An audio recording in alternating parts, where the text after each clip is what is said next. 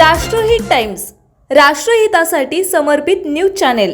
पुणे शहरात एक विचित्र अपघाताची घटना घडली, ज्यामध्ये अनेक चारचाकी वाहनांचा भीषण अपघात झालाय।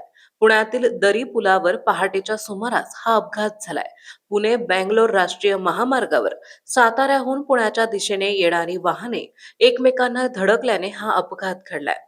अपघाताचं नेमकं कारण अद्याप कळू शकलेलं नाहीये, मात्र यात वाहनांचं मोठ्या प्रमाणात नुकसान झालंय।